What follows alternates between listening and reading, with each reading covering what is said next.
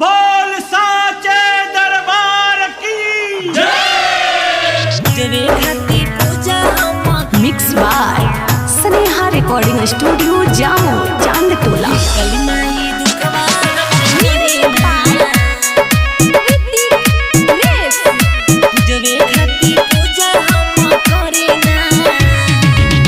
भोरे भोरे हम नहा के सबसे पहले आरती देखा के हे काली माई तनी हमरो पर ध्यान दे। भोरे भोरे हम नहा के सबसे पहले आरती देखा के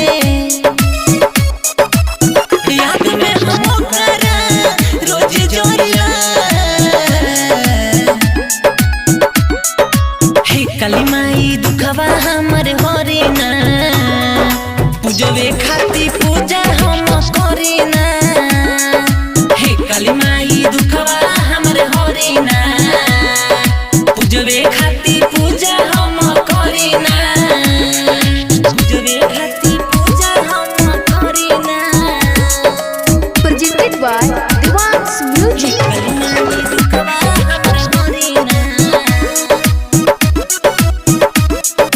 पूजवे खाती पूजा हम करे ना।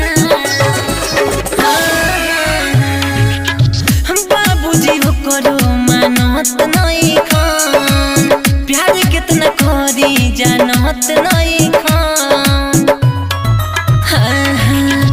बाबूजी हो करे मानत नहीं खान प्यार कितना करी जानत नहीं खान। निकले ना देश घर से बहरी ना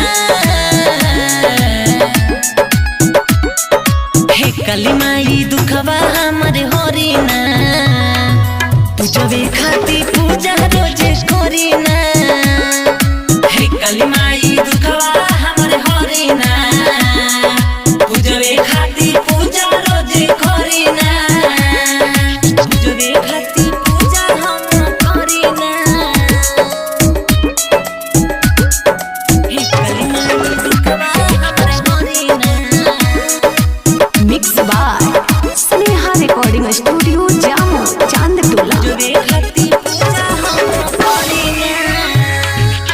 घर परिवार सब दीवार भइल बा रउवे पजिए के आधार भइल बा। घर परिवार सब दीवार भइल बा रउवे पजिए के आधार भइल बा।